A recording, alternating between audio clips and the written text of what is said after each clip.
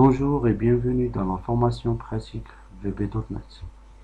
On va commencer cette partie de travaux pratiques par la déclaration des variables, les entrées-sorties utilisateurs, les énumérations, la conversion type, la fonction format, eval, les tableaux. Donc pour cette première partie de travaux pratiques, on va choisir un compilateur de développement Visual Studio 2019. Donc on va créer notre premier projet. On va choisir notre langage de programmation Visual Basic et la plateforme Windows. Pour le premier temps, on va utiliser le mode console. On va donner un nom du TP 01, créer notre première TP.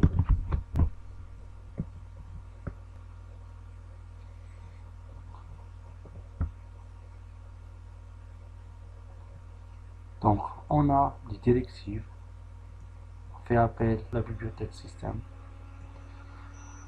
On a la fonction main qui permet l'exécution de notre code de programme.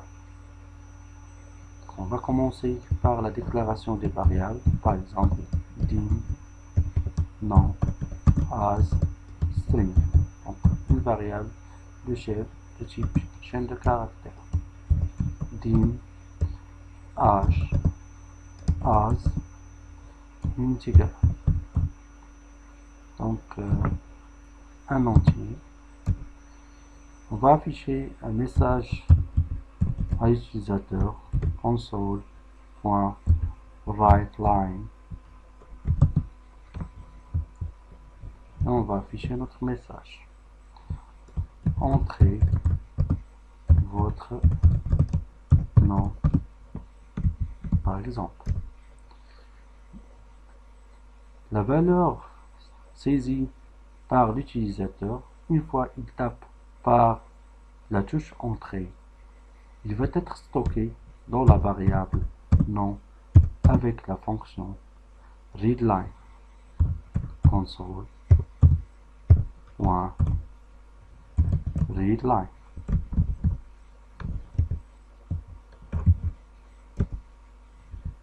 On va répéter même instruction pour afficher un autre message.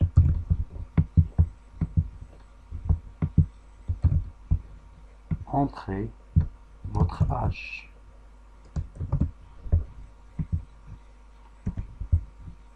Âge égale console.readLine.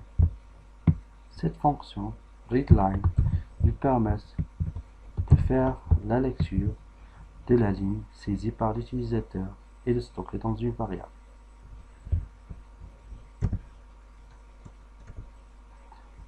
Maintenant, on va afficher un message à l'utilisateur de cette application.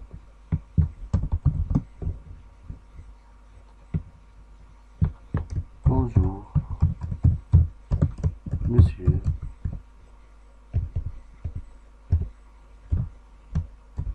Madame, par exemple. On va utiliser les crochets pour définir que cette position, il va prendre la première variable. Par exemple ici, virgule, nom. Ton âge, deuxième variable, on va l'identifier par 1, virgule, âge. On remarque que le langage de programmation Visual Basic, il ne demande pas des points-virgules pour terminer une ligne de code. Donc on va exécuter notre programme en mode debug.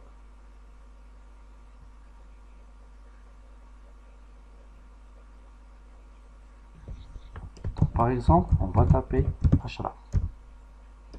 On va taper 18 ans. Donc le message, bonjour monsieur Ashraf, ton âge est 18 ans.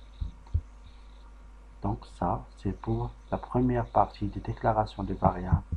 et les fonctions entrée et sortie système. Readline, c'est une fonction entrée utilisateur et WriteLine, c'est une fonction sortie utilisateur qui permettent d'afficher un message à l'utilisateur. On remarque que les crochets, ici l'identificateur 0, ils permettent d'identifier première variable et 1 permettent d'identifier la position de deuxième variable. On va passer à un autre TP. Nouveau projet. On va choisir le mode console suivant TP 02.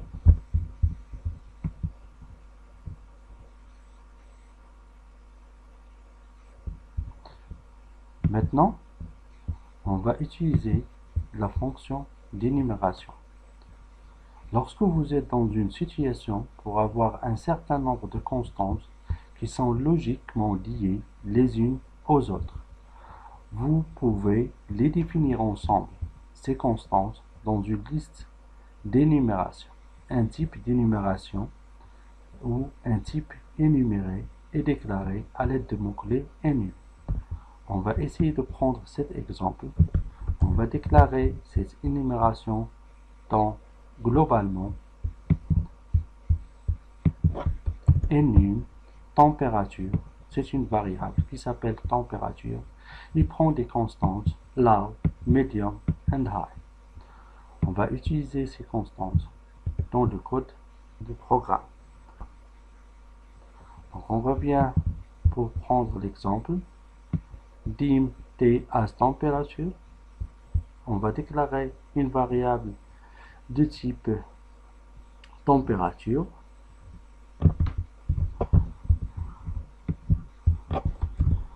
Dim T as température. Console.WriteLine, entrer la température du corps. Readline, pour stocker la valeur de la température dans la variable T. T, donc on va effectuer un test sur la valeur de T. Si T est inférieur de la température low, then on va afficher le message suivant. Console.WriteLine, il fait froid. Else, si la température est inférieure de température medium, il va afficher le message il fait beau temps. Else, console.WriteLine, il fait chaud, plus de la température en degrés. Donc ici, on voit qu'on a ajouté une fonction de conversion de type en un type entier de la constante high. Ces constantes-là, ils sont inchangeables. Par défaut, sinon on n'a pas fait une déclaration de ces valeurs. Donc la valeur par défaut, la première, c'est 0. Donc on va essayer d'exécuter ce programme.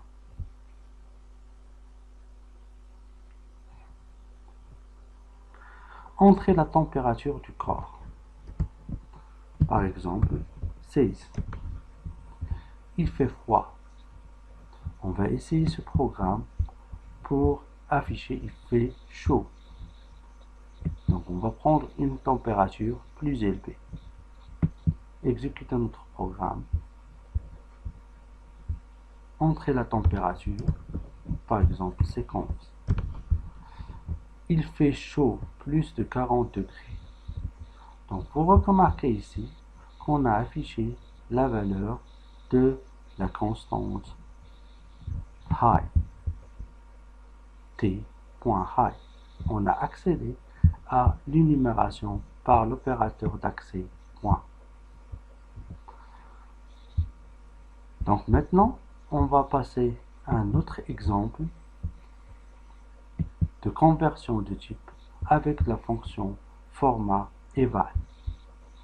Donc en prenant par exemple cet exemple, on va déclarer deux variables hors taxe et TTC as double, puisque ce sont des valeurs qui peuvent contenir des virgules. On va prendre un nouveau TP, fichier, nouveau projet.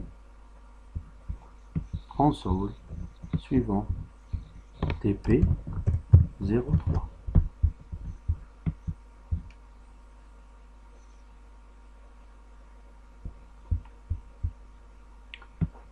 On se place à l'intérieur de la fonction main pour écrire notre code. dim hors taxe, ttc, as double. Donc vous remarquez qu'on peut déclarer plusieurs variables dans la même ligne en les séparant par virgule lorsqu'il s'agit des variables de même type. dim d, as date. Donc on peut avoir des variables de type date. D est égal à now. La fonction now, ils permettent de retourner la date et l'heure du système. Console.writeLine, entrer le montant calculé hors taxe. Donc l'utilisateur, il va entrer le montant calculé hors taxe. Hors taxe, la variable hors taxe, il va contenir la valeur retournée par la fonction readLine. Le TTC, il va être calculé par cette formule. Hors taxe plus hors taxe fois 0,2. Console.writeLine, le montant total est donc la position de première variable 0. Si par exemple on a deuxième et troisième variable, on peut ajouter des identificateurs 0, 1, 2 et 3 et ainsi de suite. Format currency TTC. Cette fonction, il permet de convertir un nombre en une chaîne de caractères en prenant en compte le format du nom monétaire. On peut faire ça comme on peut faire une autre façon. Format, voilà, fonction, entre parenthèses, TTC, virgule, et on va mettre currency. Donc, cette fonction, il va formater ou convertir le chiffre en une chaîne de caractères avec le format de nombre currency. Console.writeLine, la date d'aujourd'hui est format date time. Donc cette fonction, il va convertir la valeur numérique D en un format du temps et de la date. Donc on exécute notre programme.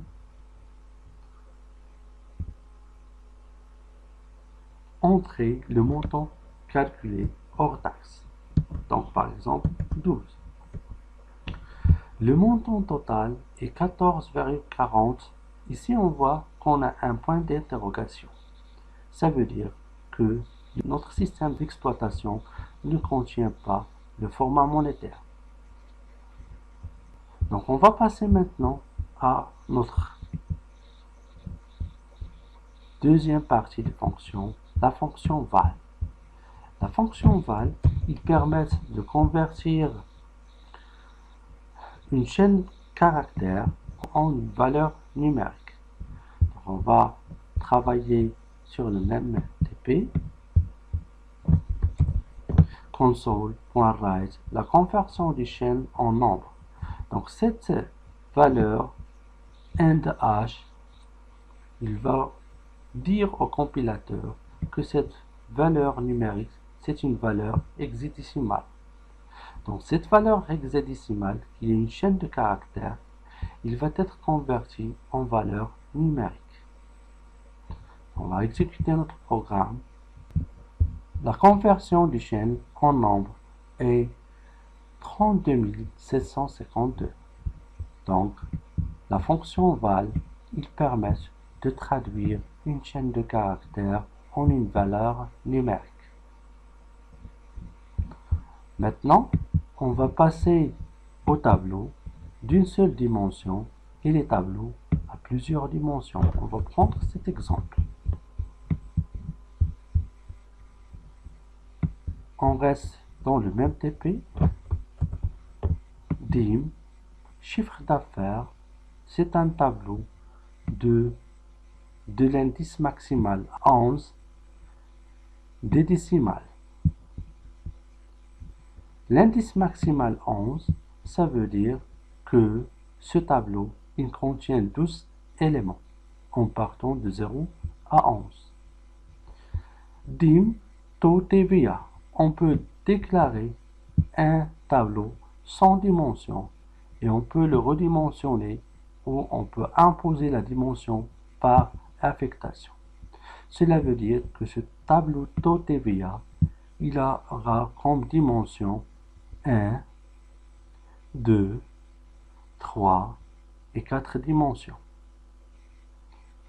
Donc, c'est-à-dire qu'il aura 4 éléments. Donc, on va afficher le contenu du tableau TVA par le compteur for next. Donc, on va déclarer un compteur qui débute de la valeur 0 jusqu'à la longueur du tableau moins 1. Donc, la fonction length, il permet de renvoyer la longueur du tableau, c'est-à-dire combien d'éléments il contient. Par exemple, ici, on a 1, 2, 3 et 4. Donc, 4 éléments. L'indice maximal, c'est 3. D'accord? Donc, on va prendre length moins 1 pour avoir l'indice maximal de notre tableau. Donc, le compteur, il va partir de 0 jusqu'à 3. Et il va afficher le message suivant. La valeur de IM, taux, TVA et ici, il va afficher le taux TVA, le contenu de la IM valeur du tableau taux TVA. On va exécuter notre programme.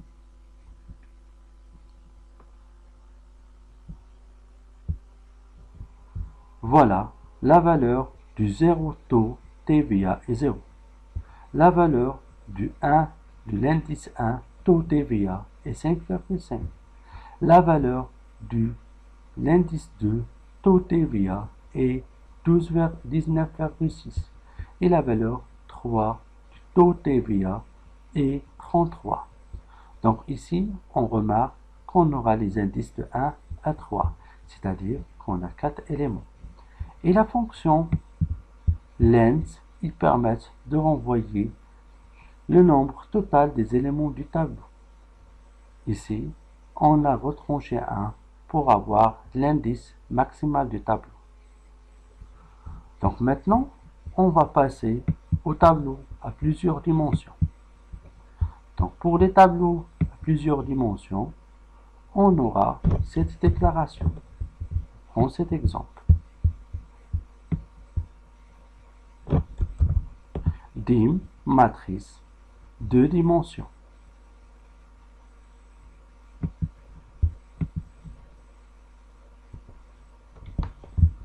Donc on doit mettre notre code à l'intérieur de SAP et NDSAP.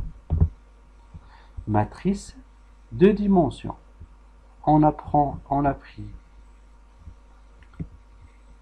1, 2, c'est la première ligne, première colonne, deuxième colonne, deuxième ligne, première colonne, deuxième colonne, troisième ligne, première colonne et deuxième colonne.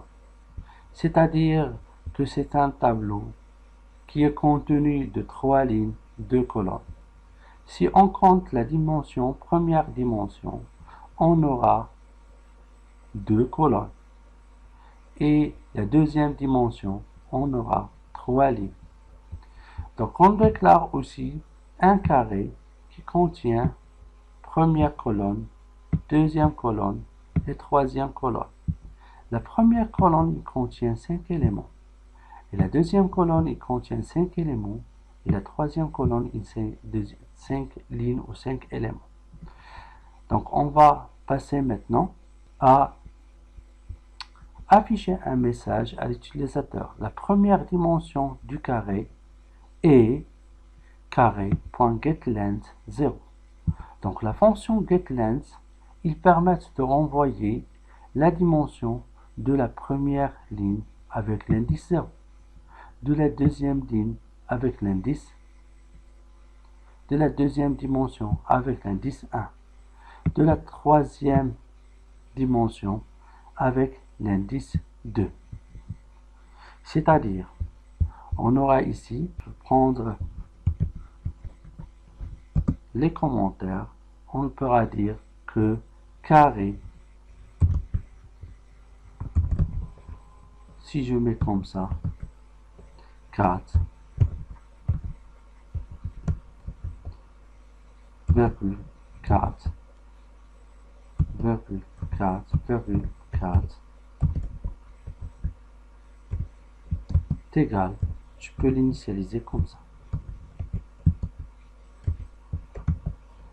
Donc, première ligne, virgule, deuxième ligne, virgule, troisième ligne, virgule, et la quatrième ligne. C'est bon. Pour la première ligne, j'ai par exemple 1, 7, 8, par exemple, 0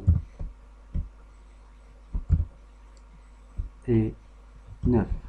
Donc on aura 5 éléments pour la première ligne. Aussi ici, on aura 5 éléments pour la deuxième ligne. Par exemple, 3, 8, 3, 2, 3, 2. On aura 5 éléments pour la deuxième ligne. Et on aura aussi 5 éléments pour la quatrième, troisième ligne, et ainsi de suite. Donc ça, c'est un exemple.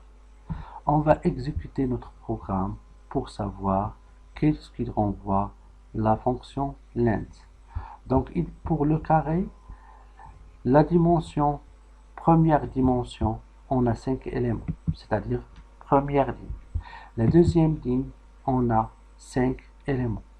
La troisième ligne, on aura 5 éléments. Et quatrième ligne, on aura 5 éléments. On va définir un compteur qui va aller de la valeur 0 jusqu'à la taille du tableau, ou l'indice maximal du tableau. Et un autre compteur qui va se déplacer de 0 vers l'indice maximal du... Donc ici, on va se déplacer des lignes. Donc on va prendre la première dimension, c'est-à-dire première ligne. Voilà. Et ici, on va prendre les dimensions des colonnes. On va dire console.writeLine, la ligne 0 et la colonne JM colonne contient l'élément matrice IJ. On va exécuter notre programme et voir. La première dimension du carré est 5. La deuxième dimension du carré est 5. La troisième dimension carré est 5 éléments. Donc, la ligne numéro 0 et la colonne 0 contient l'élément 1. Ici, si on revient, la ligne 0 et la première colonne, il contient 1. La deuxième colonne, il va contenir 2. La ligne 2, c'est-à-dire ici d'indice 1, il va contenir, la première colonne, il va contenir 3. La deuxième colonne, il va contenir 4, et ainsi de suite. Donc on a terminé la première partie de TP. Je vous remercie pour votre attention. La deuxième partie, il sera consacrée pour les Windows Forms, les structures, les fonctions et les procédures. Merci pour votre attention. À bientôt.